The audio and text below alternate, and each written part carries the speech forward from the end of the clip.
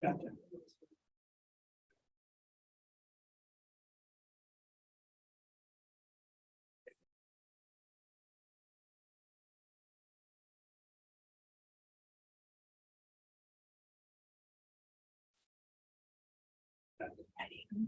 Yeah.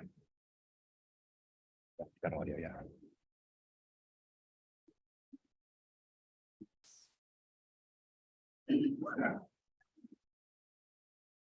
All right.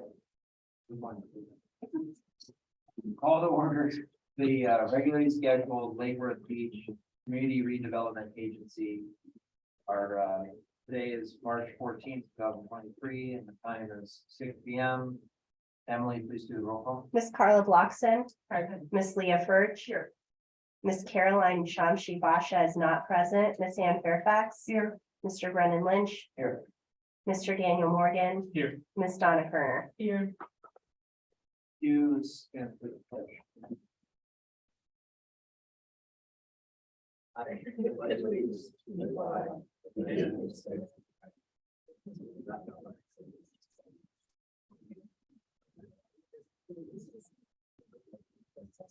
Thank you.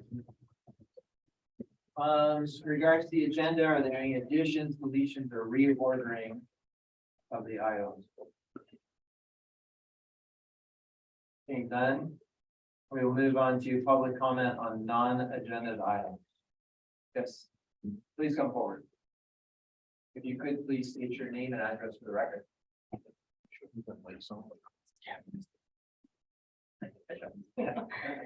My name is Lori Kianka, and I'm here regarding the on-site office condo at 1520 10th Avenue North. Could you speak up a little bit? No, sure. Is that better? Okay. So back in December, one of the other owners, I'm one of the 5 or 6 owners of this building, and I did invite the president of the association.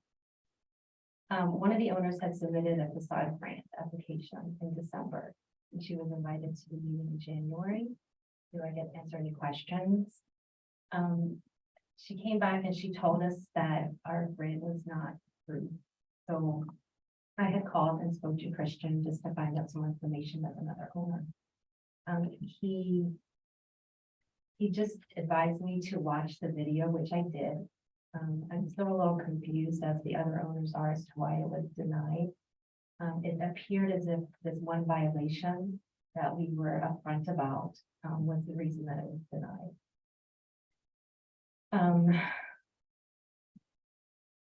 I guess I'm here to ask for reconsideration of the application for the following reasons. If the violation automatically disqualified us as a business, we were curious as to why the application was accepted to begin with. The second thing is 4 of the units have been sold between 2019 and 2022, and never have we been notified of any violations during those inspections. And my personal inspection was just the 3-year mark that was done in September of this year. This violation supposedly was in November. The violation that I think is in question regards sod. Our building has little squares, and the sod there is very hard to maintain. We not only replaced all the sod, we did a full landscape redo, as well as painted the building and incurred additional expenses. If the sod is the only reason that it's being denied, we're just asking for reconsideration for the rest of the project. And Christian was not able to tell me how to do that. So he suggested I come here for public comment. So as 6 small business owners, we'd be very grateful for the reconsideration and whatever that process is that we have to do. Okay, thank you. We normally do not respond to the non-agenda public comment, but I appreciate that you both came and are looking for answers on this. I can tell you that my recollection of that is that our guidelines for this particular grant typically would exclude a applicant that has open code violations. Right. And in this instance, I think it was staff recommendation to maybe consider going around that guideline. Right. But when it came in front of the board, we all, I believe, the vote suggested that we felt differently. So my suggestion in this instance would be to maybe resolve that and then consider submitting the application. Well, it has been resolved and it's closed and there were no fines. So as soon as we had that, and that's why I have the president here. Because he's actually the person that was dealing with the code people. I wasn't. Okay, But just as another owner, obviously, we had to do a special assessment to cover the costs, and it would just be very helpful to be able to get the grant for all of us. With COVID and the cost of everything these days, the building does look much better, but it was not really an eyesore to begin with. So sure. we were just a little confused and wanted to get some answers. Sure, I'm not in a position to answer from up here, From my understanding. but I do respect that you guys took the time and you came. And it was certainly nothing against the application. Yeah, David Tulsa, board attorney, there's nothing that would prevent them from submitting a new application. Thank you. However, I don't believe that our grant program would reimburse them for work that's already been done. Okay, there's your, Okay, can I ask a question real quick though? Because It's his meeting.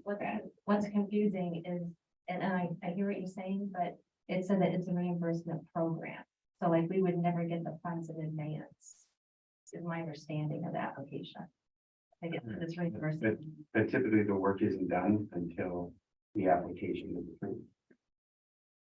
it was, But what I yeah. would suggest is that you talk to Chris. Yeah. He's very familiar with the program, but from a legal perspective, there's nothing to prevent you from submitting a new application. But funds that have been spent prior to the application submittal would not be reimbursed. It's only for future projects. And I understand that puts you in a catch-22, but Right. that's the guidelines of the program. I have to direct you to staff because we have to move on to this meeting. But, it was a difficult situation because you had open code violations and part of the work that you needed to do was gonna solve that. So you had to do work to get rid of that to be able to apply, but you're gonna have to talk to staff and see if it makes sense to come back. And that's Christian. Yes, Chris. Can I make a comment? I know we don't want to drag it out, but CRA staff was technically wrong in processing their application. If it's an automatic no, if there's a violation, it shouldn't, I realize that you put a tremendous amount of work into that application. You never very clearly, you got all kinds of bids and it was really complete. And you obviously worked with staff closely. So it must have been just staff oversight to, if you're saying this was the reason why they can't. The applicant was made aware that we had that rule and they wanted to move forward and go to the board anyway. And we didn't want to say no. I don't think it's a hard stop. The staff, allowed it to go through and the board ultimately makes the decisions from the CRA. So if you could Yeah, talk to Chris and, I'd be happy to do that. It's just that he seemed to think that this was the only route to take. And one real quick question. So when we went to, for the violation, they actually directed us to this, for the grant. So that's another So that's problem. that's all city departments. So, the CRA is an agency of the city, but the guidelines the CRA sets up are separate from anything related to code enforcement. but I do, But you see the confusion. and- I do. I appreciate you letting us We just wanted to do know. the right thing. I think we're gonna have to make it clear that that's not the proper, solution.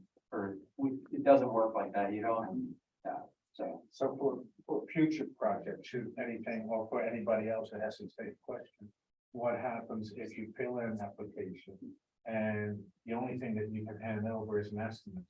But you haven't had the actual work done, you don't have any actual expenses, so then you get approved for what? And now it's up to whatever. Yeah, whatever you- that's actually exactly what the process is. You go out and you get the bids for the scope of work, and then you bring it forward. And as long as that work is within the guidelines of this particular program, then we would grant that money. Because from a legal perspective, it's a reimbursement grant. So the CRA expects the property owner to spend the money to put some teeth, skin in the game. And then when it's completed and you get the CO, Then you come back and say, okay, you agreed to give me this money, so I've done it, here's the pictures, here's the CO and everything, and it's done. And the grant program isn't used to correct code enforcement violations either. That's one of the big things about it. Right, so the only code enforcement violation is the sod, so the rest of the project can be submitted, or does that need to be reconsidered? You've completed the project, right? The money's been spent, the application was denied. If a new application is submitted, it would be after you completed the improvements. So anything that you've already done isn't going to be subject to reimbursement. If you have a new project that you'd like to bring forward, you can talk to Chris about that. Okay, but you can, I appreciate you understanding where we're coming from. If that's like a dead stop, it should not even allow you to do the application. But she was advised of that. That's the problem, that she's not here to speak for herself, but the applicant was advised that that your property having if we got an application, they're gonna check to see if that property has any code violation. If the code violation is found and has nothing to do with the scope of work, we would tell them you're ineligible. And that process happened, but your fellow owner decided to go forward anyway. So that's why we're here. But thank you again for coming, and Thank you for listening. thank you. Thank you. Any other, yes, Anna Maria Windish, 404 South C Street. I know what you have on the agenda, so I'm not addressing that. I would like you to find funding to do some improvements or beautification in the CRA district that I live in, Royal Poinciana. The city is looking for properties that are available where they can build. I own a property and it's right on the borderline. I have half a lot. There are several properties like that in my neighborhood, but by going around and checking each and every address, who's got space or who could accommodate the city, I realized there was a real problem with the neighborhood. And this time I'm not going to talk about the alleys. I'm going to talk about the front of the houses. So as I walked every morning, took down every single address, the owner and stuff, I realized the problem was what the place looked like. Buckets, 5-gallon buckets in the front yards, rooms, and all those could be hidden from the average public if you would just find a program that would allow those houses to have picket fence. What a difference the whole area would make. You get rid of the rusted illegal wires and put in picket fence. So what I'm asking you is see if there is some money for that and see if you can't attack beautification in that manner. Thank you. thank you. Any other public comment on agenda items? Seeing none, we will move on to a presentation from the Palm Beach County Commission on Ethics. Welcome back. Hello, thank you. I'm sorry, calling it a presentation is a little much. I'm really just here to say hello, introduce myself. Remind everybody that we're here, the public as well. I've left some cards and some pamphlets back there. Please reach out to us if you have any questions. Oh, I'm sorry, Rhonda Geiger with the Palm Beach County Commission on Ethics. We're here. We're here for any questions. We're here to make sure you have your training. We're here for live trainings. If you guys want to schedule that, I know we have some new people. We definitely want to address things proactively. We really feel like everybody knowing we're available and exist helps foster confidence from the public in the government. That's really our goal, is accountability. I mean, we're accountable to the people that, pay our salary. So we just want to remind everybody we're here and call us ahead of time. We'd so much rather be proactive than reactive. Questions, we're happy to answer quick questions via telephones. We're happy to put it in writing if you need to have it in writing, but just if you have something in the back of your mind that you think might not be kosher, just let us know and we'll do our best to go with it. Yeah, I dropped off some booklets. Those are our new thing this year, but we still have a couple of other things. Yeah, and my business card's in there as well. And we do have a couple more of the, code pamphlets if somebody needs those, I can drop those off. But other than that, we're here for everybody. are you all things sunshine? No, we're not, sorry, that's state, Okay. yeah, yeah. So yes, anybody new can have that full, the count and the data training. I can only help you with the county training, but I am happy to do that. If you guys want to have that live. Anyway, thank you. Thank you. Thanks very much. Flag presentation. Friend, you ready? Yeah. Okay.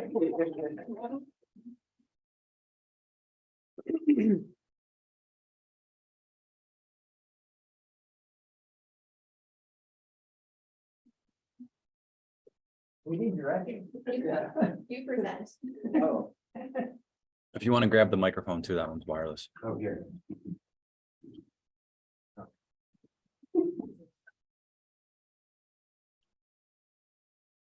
I'm glad to present this to Brent Whitfield for all his time on the CRA board. We had a great time working together. We got a lot done.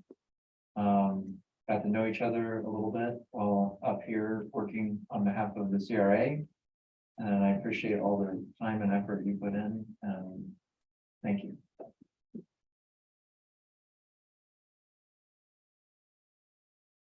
Thanks so much. I won't speak too long. I know these meetings can go on sometimes. I just wanted to say thank you to all of the board members I served with, and congratulations and best of luck to the new folks. Thank you so much to Chris, Emily, Joan, and David, staff. I really enjoyed serving the city. I've been a resident for 20 years, and it's a great opportunity to be a part of serving in that capacity. So thanks so much. Appreciate that. Thanks.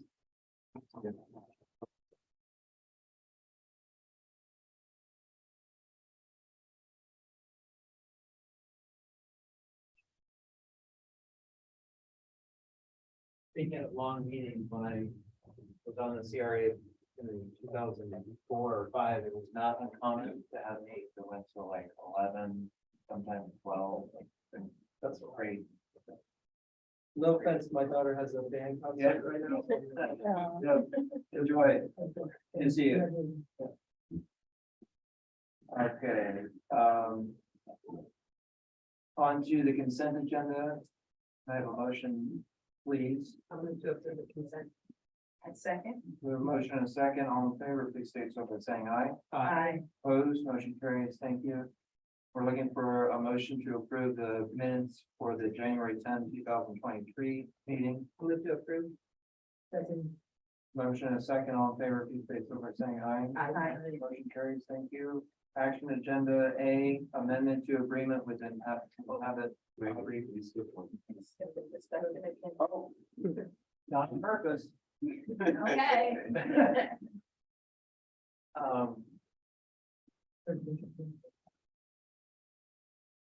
Okay, so I just wanted to talk to the board a little bit about the L&M RFP and what transpired last week with the city, and then explain the process to you, or the process as I know it. But before I get into that, I have some exciting news, and I would like Commissioner Fairfax, if you wouldn't mind explaining it to the board, what you were able to do for us in regards to the RFP.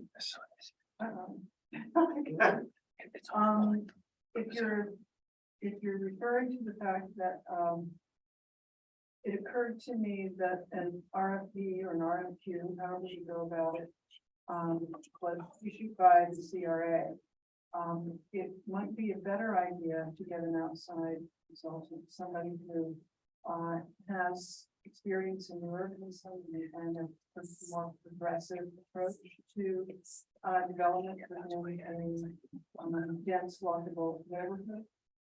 That perhaps would craft an RFP that could pre-select developers who were more disposed to those the final development scheme and land use that I think would be compatible in downtown. This is a little different site. It's not, Dixie Highway. And, you know, it needs a lot of, crafting.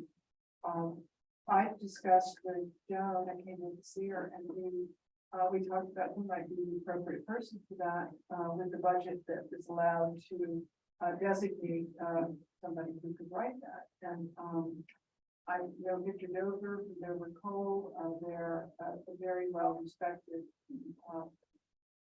urban planner from Miami, they have a nationwide reputation. So Joan was really open to that. She thought it was a great idea for us to really have an opportunity for success. I know that we had a little hiccup with the L&M project, and it led to quite a delay. A lot of bad feelings and a lot of all along, and I think we're on the road to healing that and, you know, getting a project which I hope will be a flagship for positive development and community. And I know that on my end, I'm trying to find those enlightened developers who we hope that Victor Dover will be able to attract as well, because he has a nationwide network of people, developers who are looking for super duper sites, which I think this is a gold mine site for any developer else would like to see it. So anyway, is that what you're talking about? Yes. Sorry. Put you on the spot. Okay, so I just wanted to go over the actual process of it. My understanding last week is that the commission was going to meet and discuss what kind of process they wanted, whether they wanted an RFQ, an RFP, and ITN. And then also I wanted the commission to go through the recommendations that Treasure Coast made about density and let's see what else was there. Not making a developer do affordable housing. There was quite a few there in the back that they made recommendations for, and I didn't, and they conflict with code as it is today.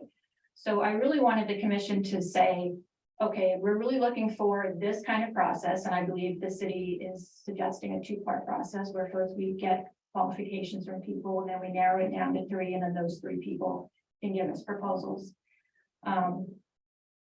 But so we go back to that. So they're going to let me know what kind of process they want. They're going to go through the recommendations, I hope, and let me know, you know, are we not allowing any kind of TDRs? Are we not allowing any kind of sustainability bonus? That's what I understand, but I want to make sure that everybody else understands it. So when I do sit down to write this, it's clear to everybody that we're not necessarily following ULDRs, but we're following what is recommended in the Treasure Coast, or maybe even something else. So I believe they're going to go back and have a meeting on the 21st for them to discuss those things. Once the commission discusses those things, then I will sit down and write the RFP, RFQ, whatever it may be. Once I'm done with it, I will share it with city staff to get their input. Then after that, it will go to Victor Dover for him to put his input in, especially for the design and community compatibility. That I think, you know, he'll be really excellent at explaining that, much better than I ever can. Then it will be brought to this board for this board to review. And once we're done reviewing it, and then it'll go to the city commission. So that's the way that things were supposed to work. I think you got just a little jumbled there, and people were kind of stepping ahead of a few things, but we were lucky and got that pulled off the agenda. So I did send an email explaining all of this, but I wanted to explain it to you in public and also give you the good news about Victor Dover helping us with that.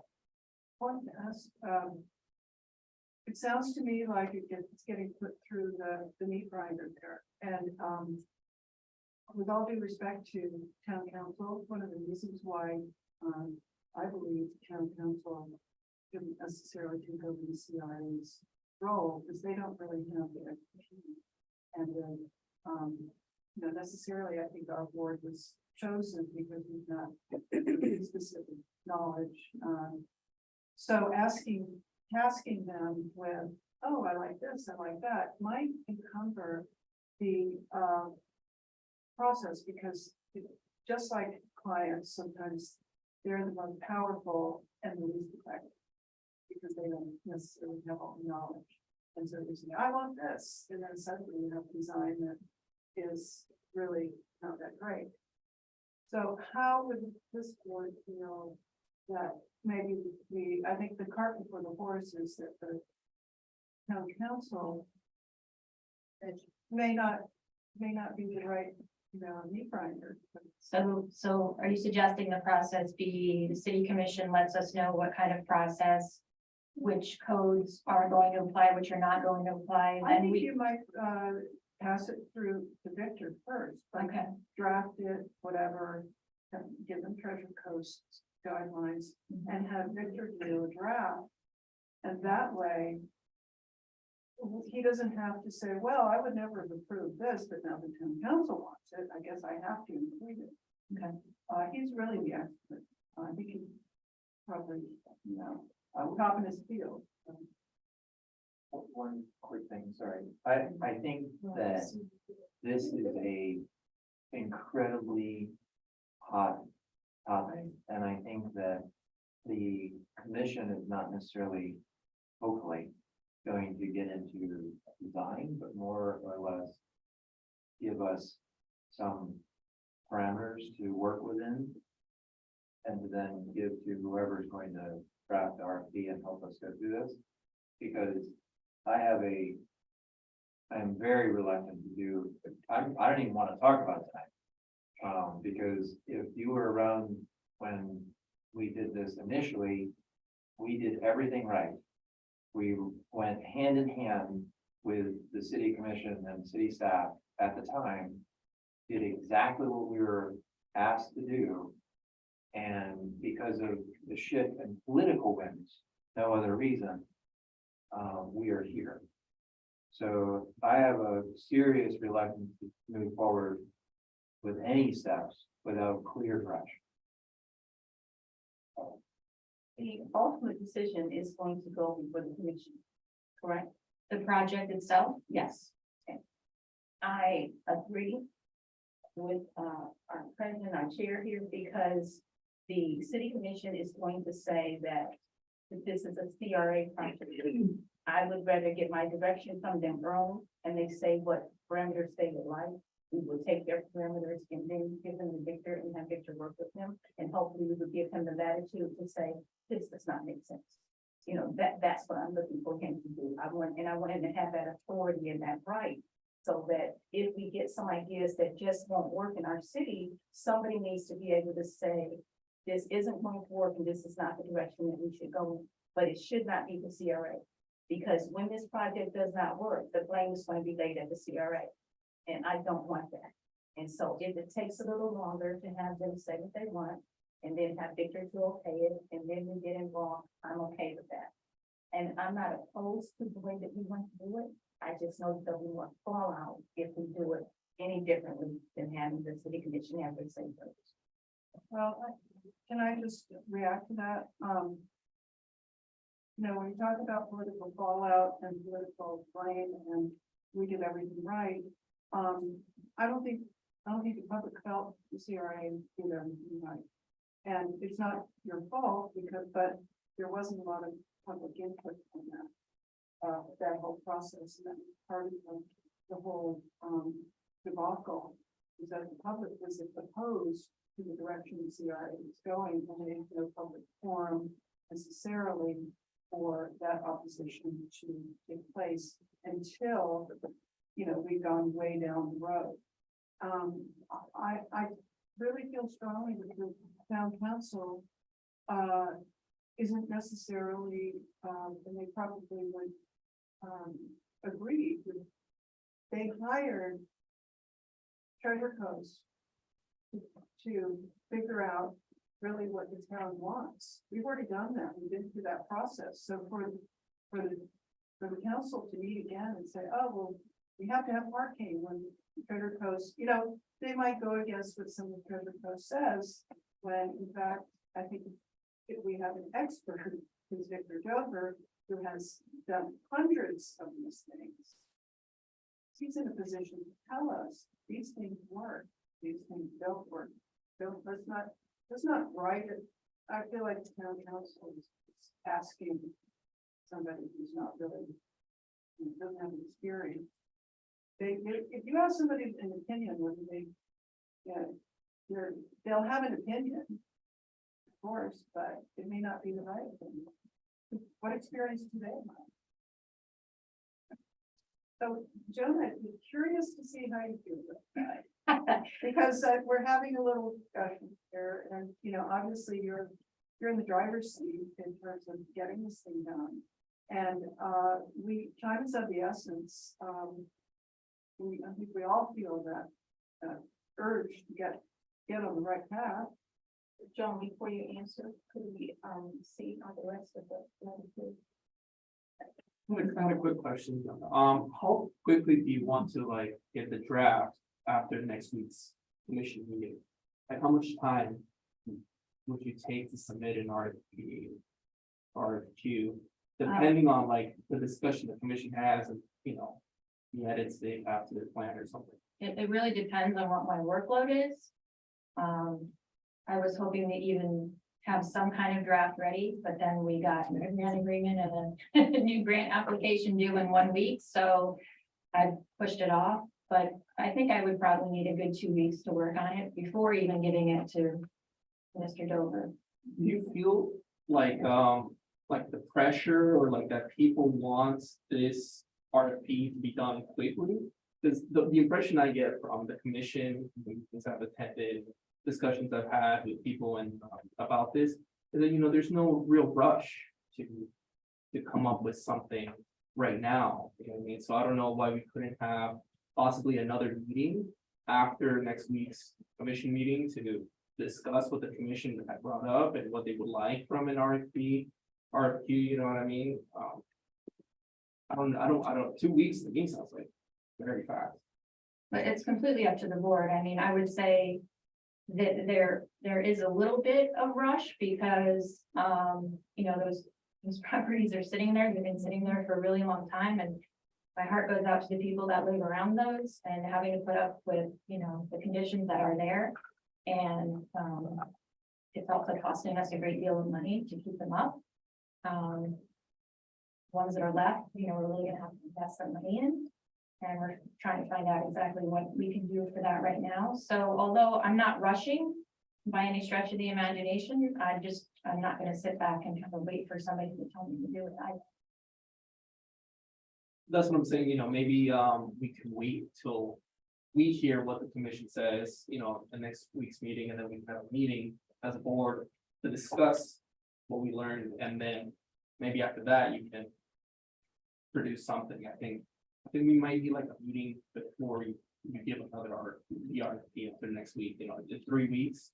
I think more like 5. Because otherwise, we don't really have an opportunity to discuss it in public. What the content of the RFP. Exactly, right? Or what the final is that goes to victim. No, that's not done.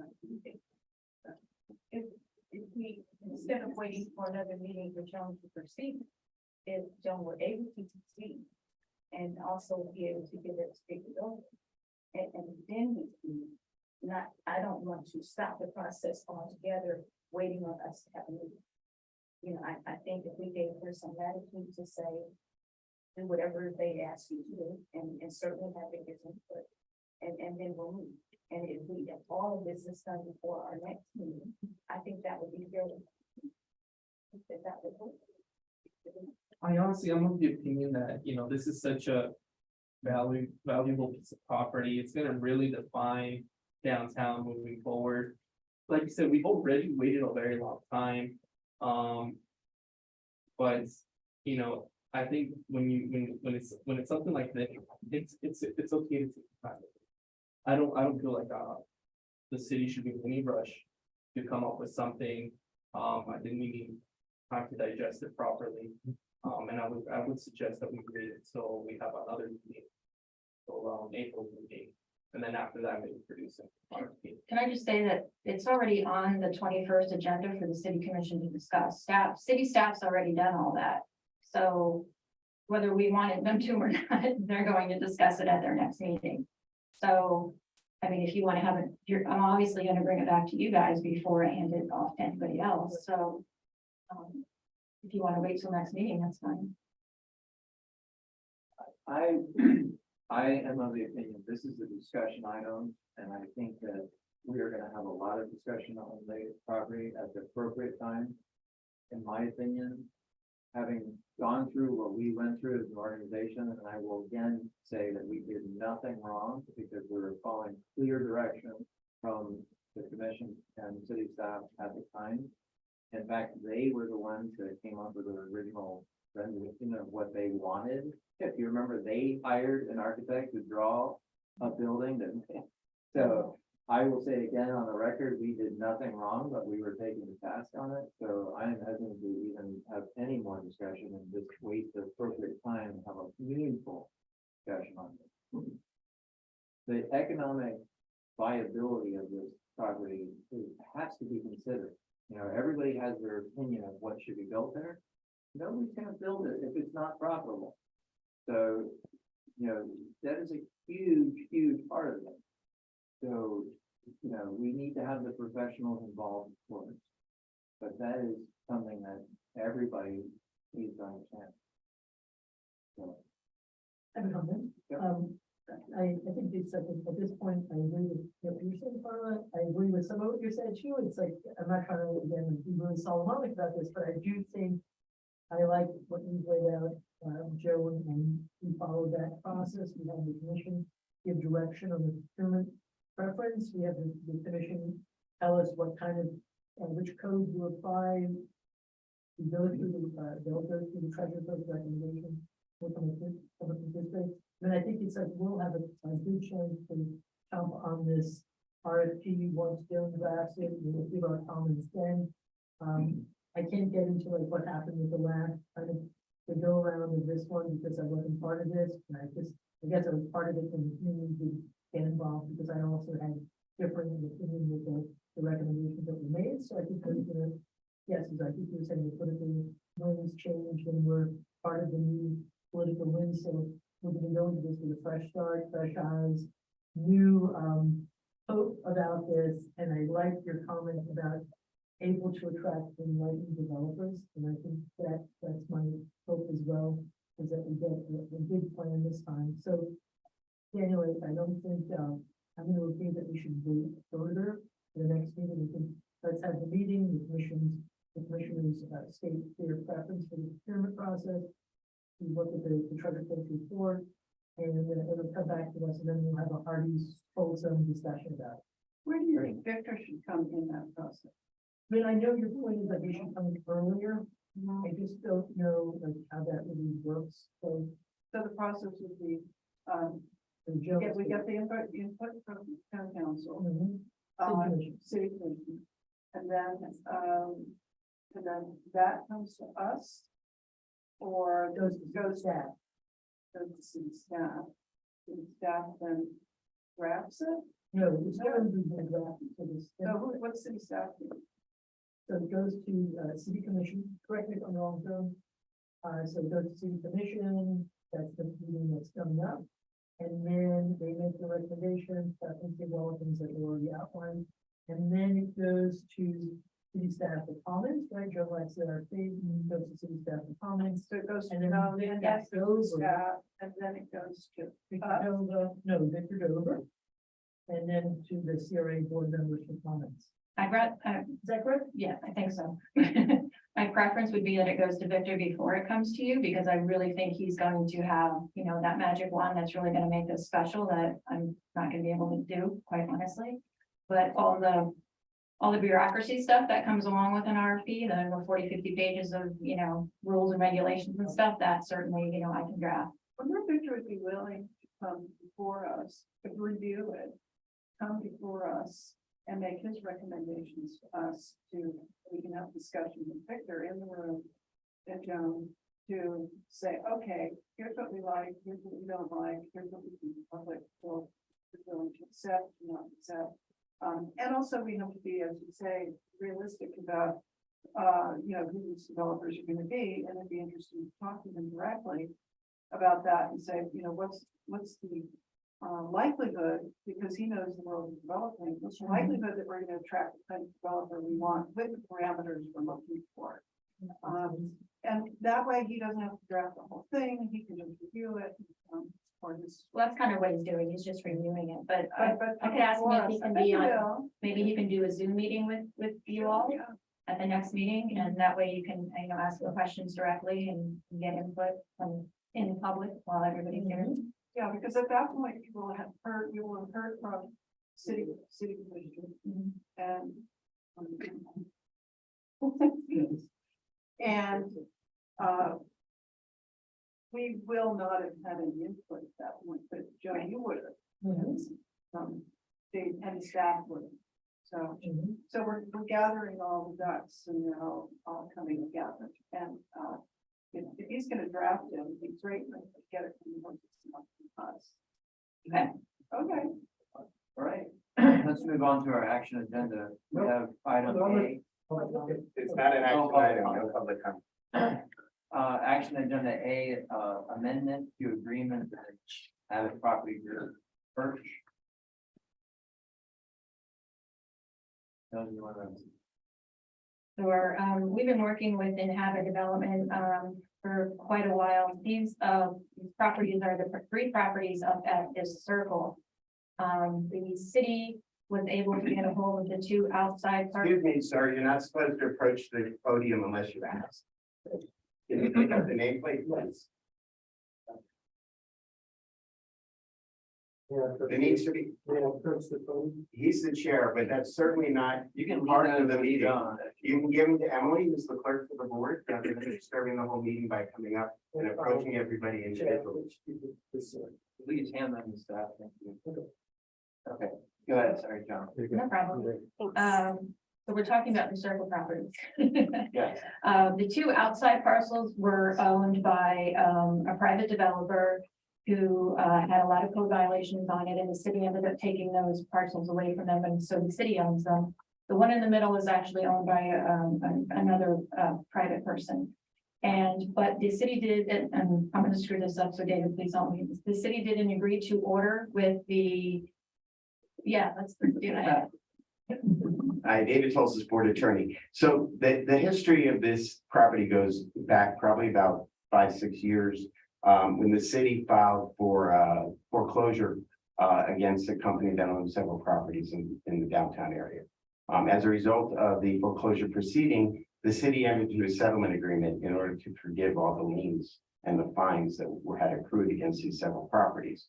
And one of the parcels that was part of that settlement agreement is 7 North B, which is the middle of the 3 parcels on B Street. The other 2 parcels, 15 North B and 1602 Lake, were already owned by the city. The city's owned those 2 parcels for a few years. So as part of that settlement agreement, the owners of the property agreed to convey it to a different entity who would then work with the CRA to help develop the 3 parcels as one project.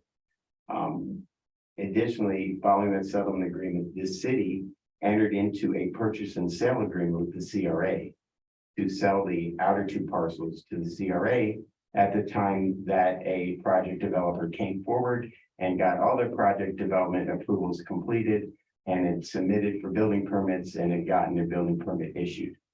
So we have one agreement between the city and the CRA for the 2 lots on the outside, and we have one agreement for the lot in the middle.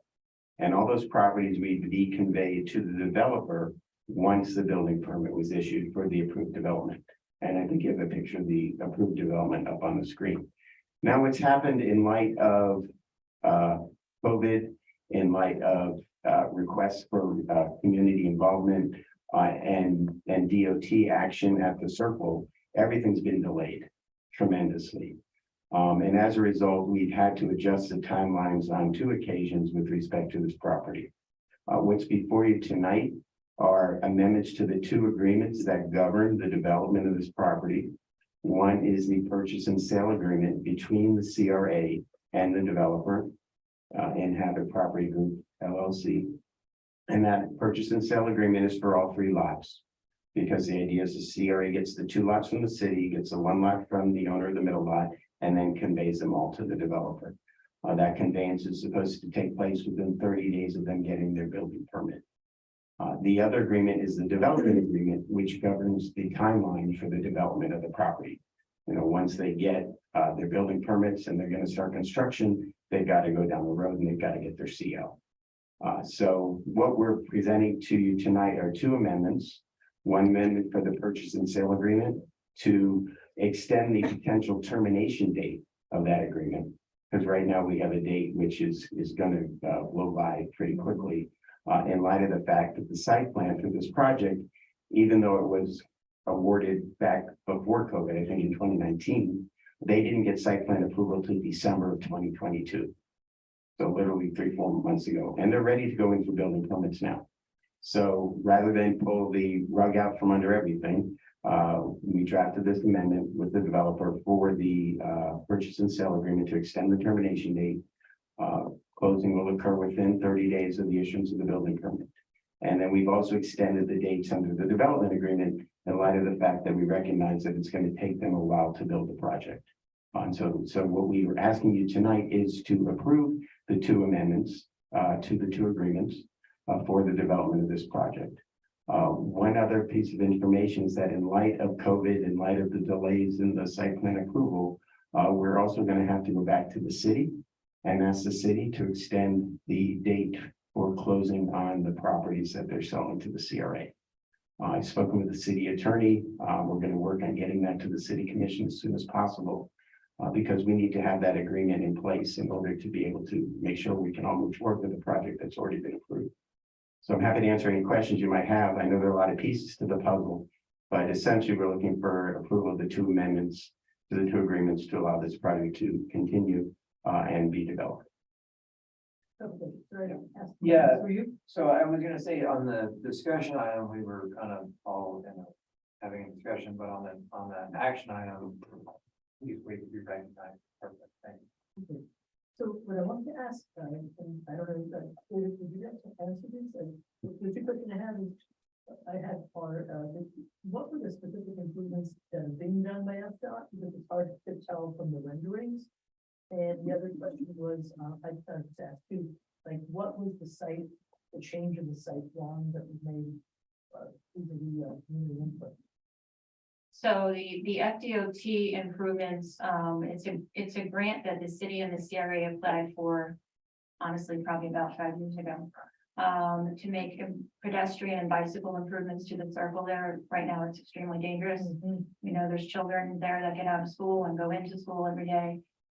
So the FDOT wants to come in, they're changing the width of the circle just a little bit, from my understanding. They're putting in new LED lights, putting in new sidewalks, they're putting in new crosswalks, they're putting in new signage, and bike lanes to try to, because there are bike lanes on Lake Worth Road, but then they kind of disappear as you go through the circle there. So, and then they're pretty much ready to go start the project, but we have to wait for, FDOT's calendar, so that might still take a little bit. What's the timeline on that? Do you have any idea?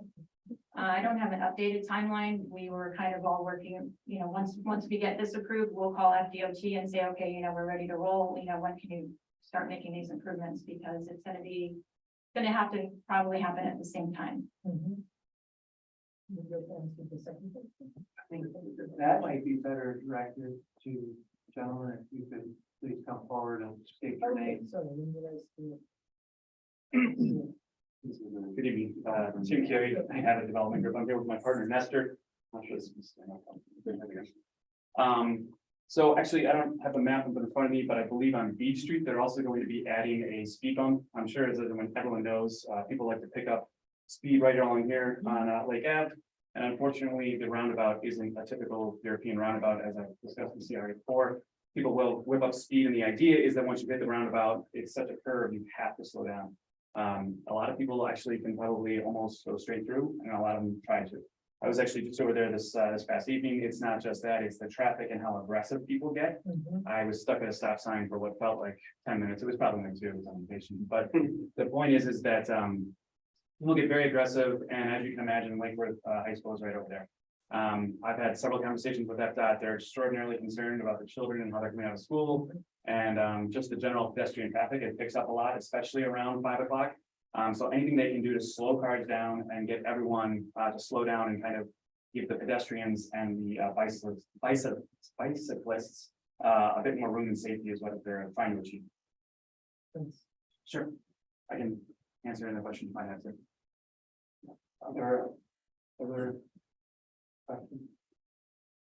For either Yeah, no, it's like. developer or Like, David? like, how the site, drawings changed over time, you know, like, is there one that you have that should have changed the site drawing? The major change, yeah, the major change was to the site plan. If you look at this picture, actually, just to the left. Initially, they were fine with two-way traffic to the left and then just behind that building. And we had an agreement with them. I had an email stating as much, and then they came back and said, oh, actually, that's not gonna work. And they changed it to, I believe, one-way in on Lake and two-way in on B Street. So that change kind of had to, we had to go back to the drawing board a little bit because, as you can imagine, once you change one thing, in our case, we then had to change the dumpster, and then once we changed the dumpster, we had to go back and talk to solid waste. Once we talked to solid waste, they said, oh, we might need 2 parking spots, we might need 3, and it was just a back and forth that took a little bit of time. One more question, and sorry, that maybe it's known to you, but for me, it's like, I don't see the orientation of this, and this is like a giant like driveway or like semicircle or something, but, and I know the general area where it is. Yeah, Like, so, how far is that? sure, yeah. So it's actually a little confusing. I might have mentioned this before. So the roundabout, that gray car you're seeing is actually on the roundabout. And what you see there now are palm trees and I believe some clusia hedges. And those would actually block the building. Part of the RFP for this particular project was that it had to be 3 stories because they wanted some visibility. We've obviously tried to aptly name it the Perch because it's the highest point in Lake Worth. And the idea that is if you're coming up from Lake Worth Road, where you actually come in at a lower trajectory and then you come up, there's kind of this grand feeling to it, which is why we kind of have these high pitches within the building. But we're giving you a rendering that you might not actually see at this level because there are clusia hedges and palm trees which would block, but obviously we can't provide you with a rendering of just bushes.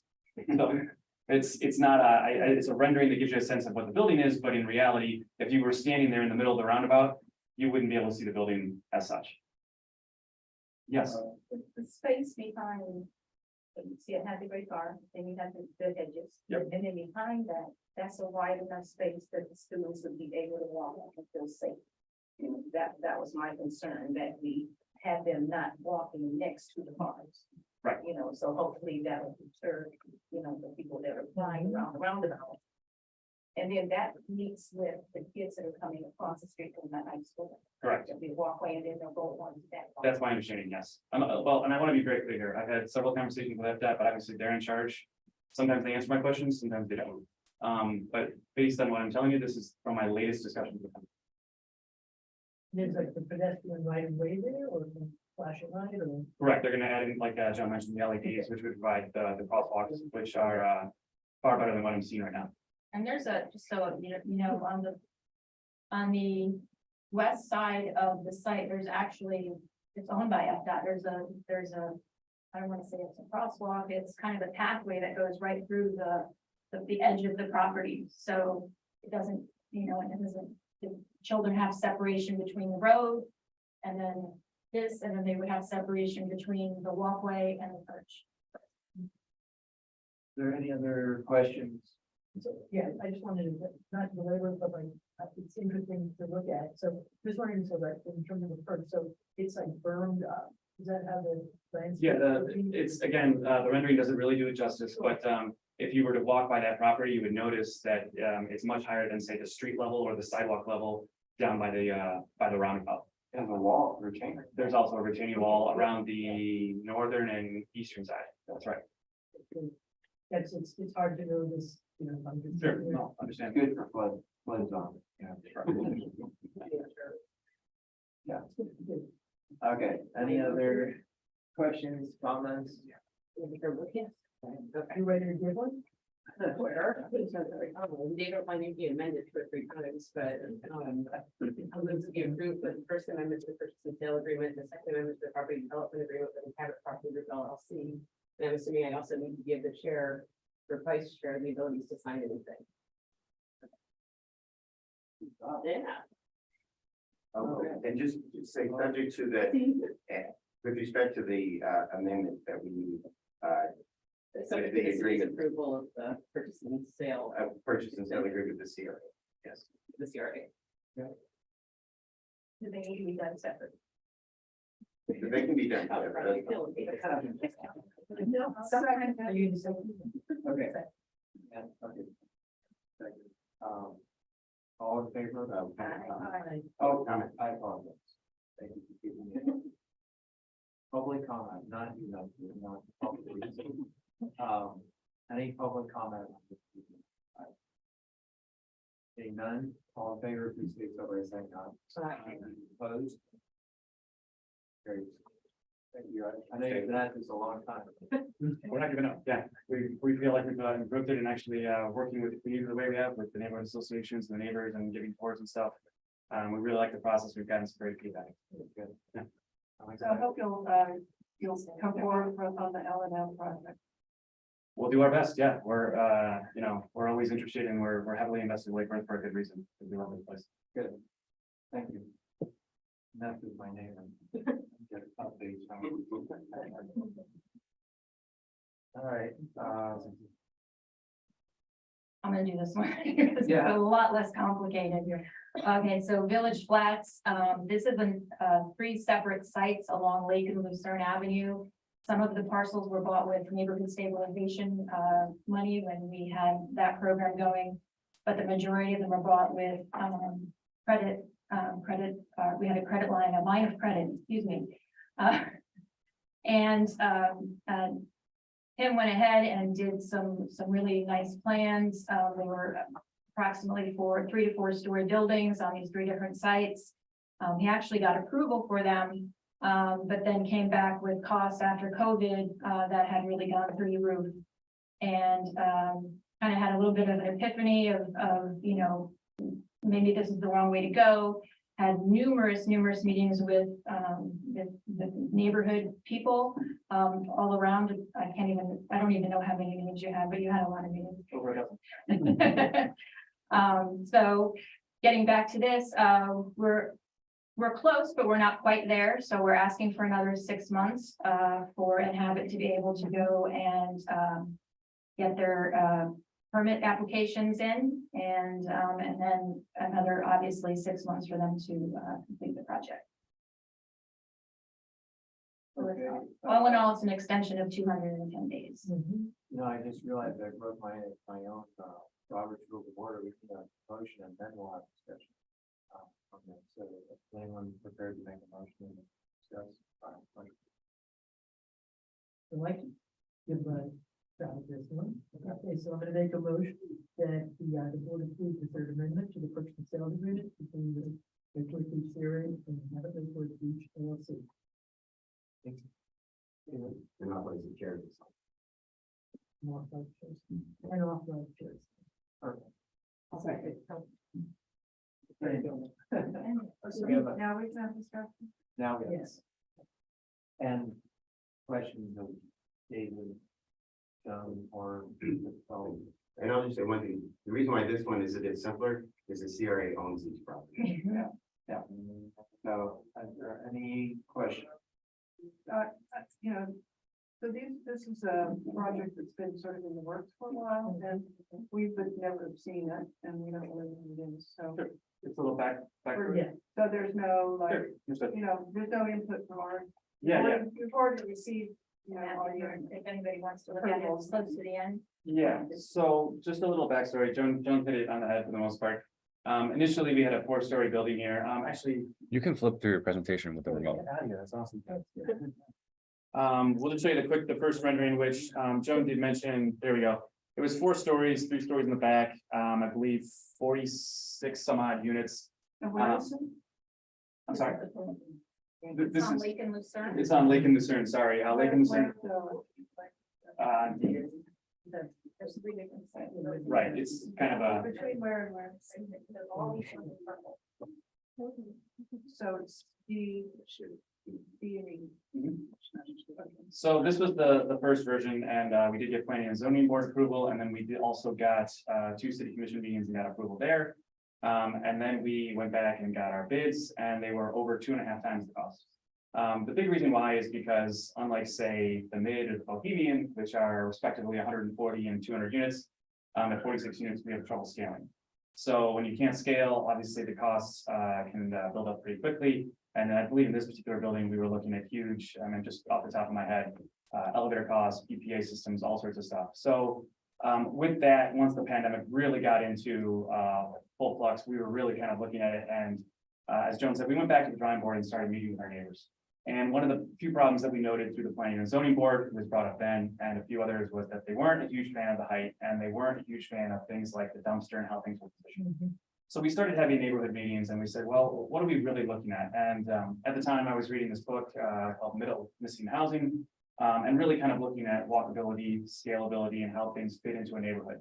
And once we did that, I also looked into inspiration for Village Flats by looking at the book that Wes Blackman helped write, The Cottages of Lake Worth, and just kind of really loving, pitched roofs, shaded front kind of covered entries, awnings, stuff like that, that really kind of inspired us. And even this is my favorite right here with the bungalow here. And then, like I said, we started working together with neighborhood associations. Over a dozen meetings, I think we had 2 formal meetings with Royal Point, Sienna, and Tropical Ridge each, so 4 total. But then, as I mentioned beyond that, walking tours, just kind of meeting with people, emailing back and forth, always taking ideas. And it's been a really rich relationship, and I say that only because I still get emails every week. We try to help out where we can with Lake Worth Middle, which is now where Nestor and I are heavily involved in, because I'm not sure if you guys are aware, but it's one of the neediest middle schools in all Palm Beach County, which I didn't know until obviously I got connected in there. But it's been a really rich relationship, and we're really proud to have kind of fostered that over the past few years. This gives you a sense of what the site plan is. Those that are outlined in green are not in for permit yet. The one in red actually is in for permit. It's under 7,500 square feet. It's a quadplex. But actually, can I just step up here? Does anyone mind? No. So Take the mic with you. Oh, yeah, good idea. So just to be clear here, this is kind of what's helpful here. We need these amendments, but I want to be clear here that we are in the midst of getting construction documents. This is actually already in for permit. The reason that's important is because the construction documents for these units are the same here. So once we get those finalized, which we're trying to get right now, the bulk of it we already have. Beyond that, then we're just going after these live work units, which are just 7 total. For a little background on the live work units, it was part of the NSP2 funds, which Joan mentioned. Let me see if I can just shuffle through here. That's the front elevation, but these are the actual units. The objective, obviously, for NSP2 funds was to bring businesses or foot traffic to the area. So that's what we're gunning for here with these live work units, where you see an office, a bathroom, and a garage all loaded on the first floor. It gives the capacity, there's actually a few just down the street here on Lake, but it gives people the capacity to be an attorney or a therapist or a massage therapist, anything you need, and you're right there. And as you might have mentioned, or might have seen from the front elevation, we've got covered entryways, and the businesses can load there should the tenant choose that. But then beyond that, 2nd floor and 3rd floor are quite large, and together, not including the garage, the 2-car garage, it's about 1,600 square feet. So the reason why we designed these units so large is as a couple of reasons. One, it was the feedback that we received from the neighborhood associations, but 2, Nestor and I own a property way out west, which most people in Lake Worth probably don't even consider. But we picked it up, and when we did, it was 1,230 square feet for a 2-1.5, which is a lot of square footage. And what we noticed was all families. And we got all these families in there, and once we did, they never wanted to leave. And the only family that actually did leave, they were saving up. And Nestor and I have this policy of, you're more than welcome to stay, and your rental stay, especially if you're a good tenant. Because all we want is the run on the first of the month. We don't care, to have kids slides, have a basketball court, we don't care. Just help us take care of the property. You're more than welcome to stay. So we have people that are loaded in at rent at 1,500, 1,600, when we know we can get 2,300. As long as we can help maintain the property, that's all we're interested in. And we see that all the time with these larger units. So these larger units are, we think, really going to attract large families, small families, but families which all come down here along Lake and Lucerne. So those are the live work units, which we think will be a great boon to the immediate area. And then you can see the 3rd floor there with the 3 bedrooms up top and a master suite for the master bedroom. But as we flow through here, and I just kind of explained some of which I was just explaining. That's the rear elevation of, and I just want to get to these real quick. So that's the triplex, but it's the same unit as I just said for the quadplex, which is already in for permit. These units are great, for a slightly separate reason, still large units for the townhome. But then they have studios in the back, loaded over the garage. And the reason we thought of that was because of some input we received actually from a local citizen, Ramsey McLean, who actually explained that, I'm sorry, McLeod, who said that, you know, we need a diversity of unit options here in Lake Worth. We don't just need families or just need singles. We need a bunch of different stuff. And the big reason why is because the price point comes in different. Not everyone can afford a 3-bedroom, but some people can afford a studio and they want to live right in the heart of Lake Worth. So we think we've done that here by mixing them in, and I think I have a site plan. That just shows the first and second floor for the 2-story townhome. That shows the rear, but the rear actually gives you a sense of what we're talking about, where there's a townhome up front, garage on bottom on the building on the left, and then the studio loaded up top. So we're really trying to foster a great community, even within each particular site. But then, as we, you know, as our architect has said several times, really, we're just trying to create fine grains that add to the tapestry of Lake Worth. And we think we've done that on each block, or at least that's the attempt. And then you can see that that's actually the quadplex there. That's the main design for that, which I said is already in.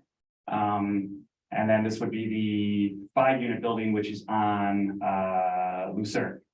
And same setup. So as soon as I mentioned, construction documents get going for the quadplex, once we have that permit for that, everything else should flow. That's the whole piece.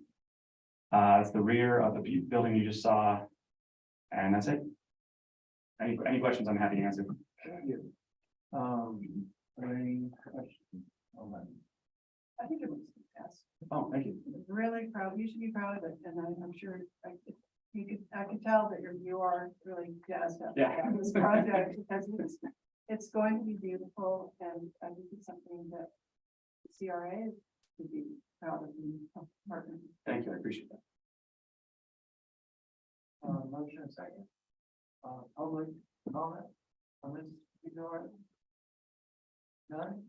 All those in favor, please state so by saying aye. Aye. Opposed? Motion carries. Thanks, guys. Thank you. Thank you. All right, action agenda item C, approval of grant agreement and discussion on next date. Done, that's yours. Yeah, that's. So last Tuesday, 2 things happened. One, we finally got our grant agreement from the federal government for the affordable attainable housing program, of which we're getting $750,000 from the federal government. And they gave us a week to turn it around. And that day, we also had a Zoom meeting with Representative Frankel and for the next round of funding. And we had a week to turn around that application as well. So you will find in your packet all the paperwork, which I know is a lot of paperwork for the actual grant agreement for the community project funding for attainable housing in Lake Worth. That's for fiscal year 23. There's a lot of paperwork for Brendan to sign on that, but I think everything else is pretty self-explanatory. So we need your approval for that to send that into HUD tomorrow. And then also, I just wanted to show you, if anybody really wants to look at it, we applied again for more affordable housing, but we're also wrapping in some homeless prevention.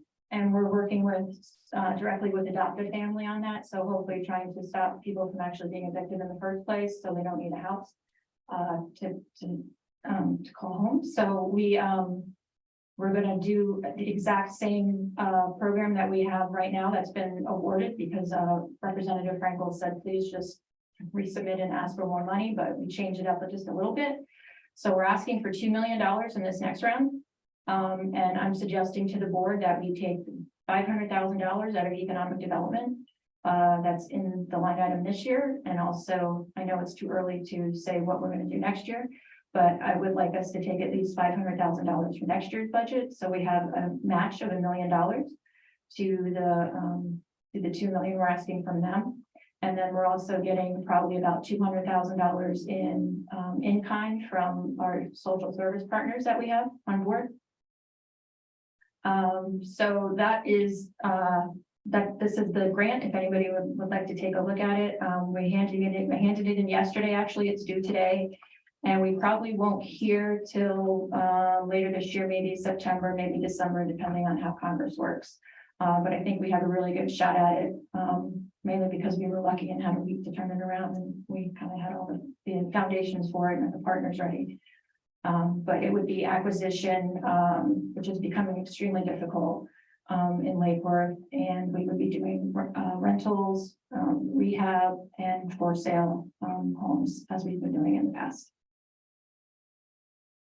So I need the board to please make a motion to approve the grant agreement, so we can send it in tomorrow, and also approval for the chair to sign the necessary paperwork. I'll look for a motion on this one. I move to approve the grant funding agreement and all of the ancillary signatures, actually. Second. We have a motion and a second. Yet another example of small but mighty CRA staff. Well done, everybody. It looks to be a major opportunity for all of Lake Worth Beach. Any questions or comments for John on this item? Any public? Seeing none, all in favor, please do so by saying aye. Aye. Opposed, motion carried. Thank you. You have a report for us, John? Yeah, just very quickly, there are two workshops coming up, or exhibitions, I should say, one exhibition, one workshop. It's up there on the dais for you. One is a talk for small business workshop celebrating Women's History Month, and that's March 30th at the Hatch. And then we also have the Jewels of Lake Worth. The exhibition date for that is April 14th through April 29th. This weekend, we had the opening of Past, Presence, and Future. And we have some hours, it's on the website of when exactly the gallery is open. It's not put on by us, but it's put on by people that we know. So please check that out. It has a lot of local Lake Worth artists. Also, today, if you can put on your calendars, April 15th, it's a Saturday from 10 to 1 o'clock. The city is going to be hosting a mobility plan charrette that will take place in the restaurant, which isn't a restaurant yet, but it's just the vanilla envelope. And we're at the Bohemian. We will have, of course, marketing materials on that soon for you all, but I just wanted you to put that on your calendars. Again, it's April 15th, 10 to 1. It's a city mobility plan charrette, and it's with WGI, the city, and the CRA. That's all I have. Thank you. On to board member comments. Were we gonna vote on the English program at this meeting? It was on your consent. Oh, gotcha. No, I just, I think it's fantastic that we have the opportunity to, apply for funding and fund the, like the mission to, make our city a better place. I look forward to hearing, exactly how our partners will go about providing those wraparound services to the people in need. And so that's it. Right. I'll be brief. I think Commissioner Fairfax, I love the opportunity with Victor Dover, and I appreciate you bringing that to the board as an opportunity. I also like to thank the guys from Inhabit. I think you guys showed a phenomenal commitment to Lake Worth, and I appreciate everything you do. I want to thank you and the staff for the calendar of events. It's nice to have it all on one page, so that I'll know where I need to be. Coming weeks and months. That's really beneficial.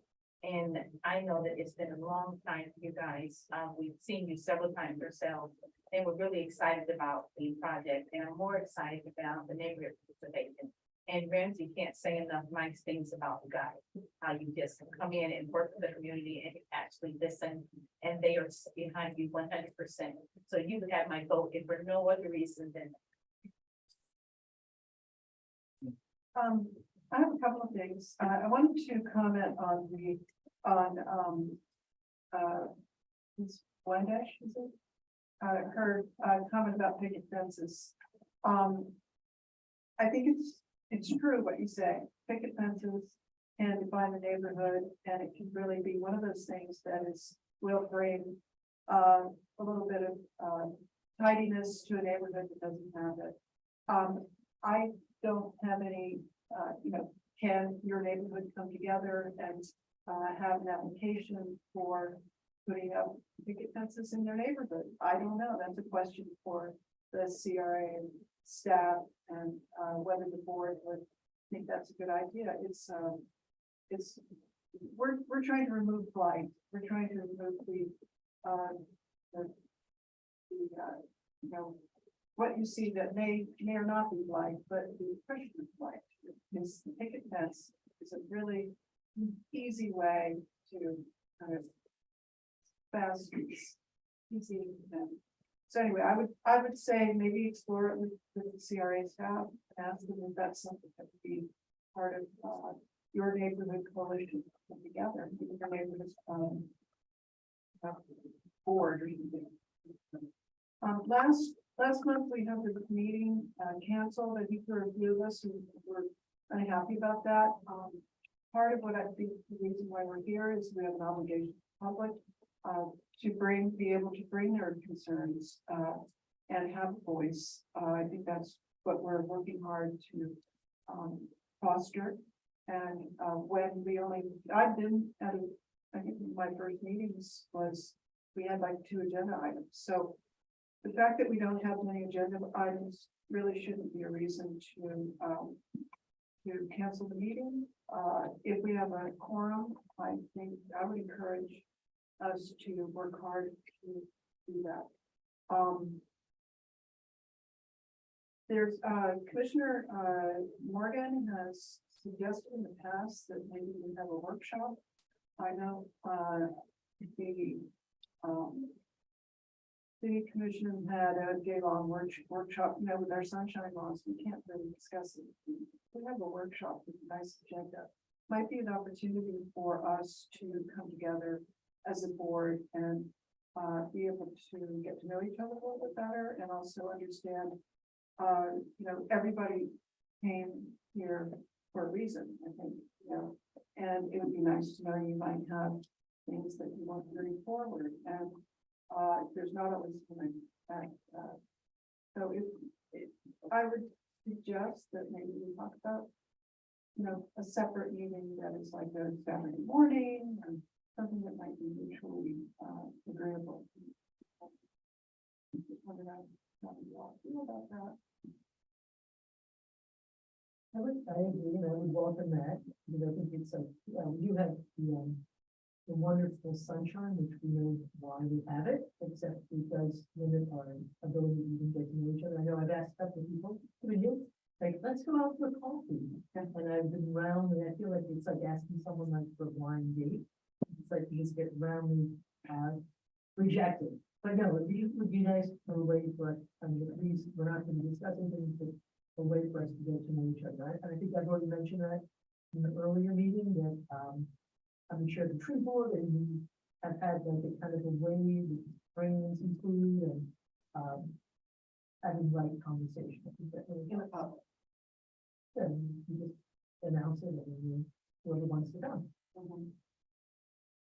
So yeah, I don't know what would be on the agenda, but I'm open to that idea.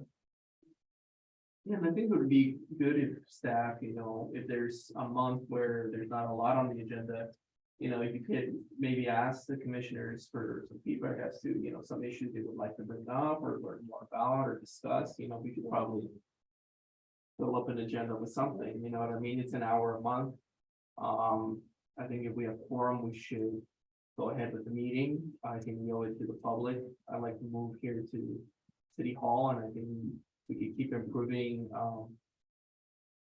just like the type of service we offer the community by, making sure that we take advantage of every month, this 1 hour.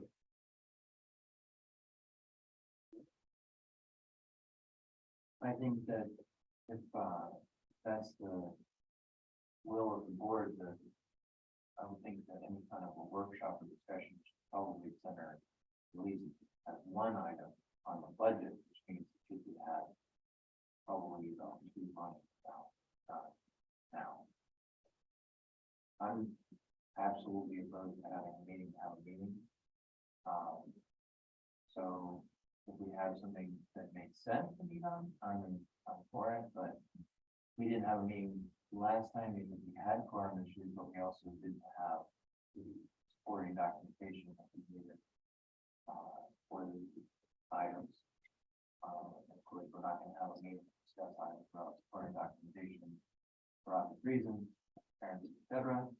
So we didn't have a meeting, but if we are gonna do a workshop, I think it should center around how we spend CRA funds and appropriate those things like that discussion. But that would be more appropriate, I think, August.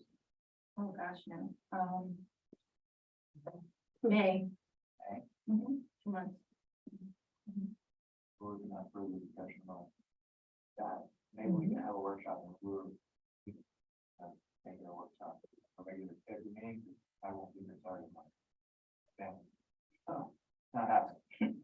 Yeah, I love and, the city. and before that, the commissioners can email me whatever kind of ideas or topics they would like. So, Would that be like, what's a good day for that? And we'll have to pull in the- you think, No, it'd be in lieu of a regular scheduled meeting. We would just make it a workshop. Yep. oh, okay. Not, there's no reason to do it separate. If we have a light agenda, we can adjourn the meeting if we have to. If we do have an item, we can take care of normal business, adjourn and go.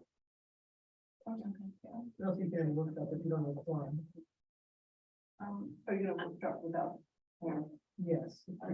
I wouldn't regularly. No, but I mean, just in general, if you don't have a forum, that becomes a workshop. Right. I've been on the board for several years, and I think this is the second time that we have ever canceled a meeting. And so we have always honored our commitment to the public and to the board. And we did not have a meeting because we didn't have a quorum. And unfortunately, everyone has a life.